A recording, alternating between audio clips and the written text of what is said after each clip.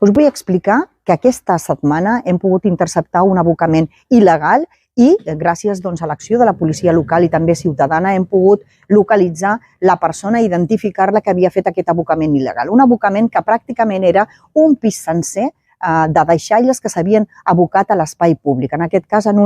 un carrer del polígon industrial. Aquesta persona ha estat identificada, ja s'ha retirat l'abocament il·legal, però també hi ha una sanció que en aquest cas de falta molt greu entre 1.500 i 3.000 euros que també se li imposarà a la persona que ha comès aquest acte incívic. Vull explicar això perquè vull demanar una sensibilització i una conscienciació general també sobre com actuem amb els residus i com actuem justament amb aquest tipus de residus i aquests abocaments il·legals que de vegades passejant per la muntanya te'ls trobes o fins i tot, com us deia, en el polígon industrial. Demano que hi hagi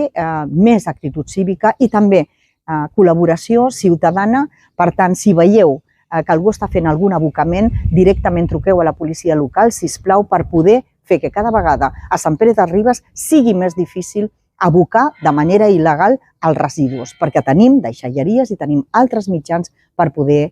justament tenir els residus allà on toquen.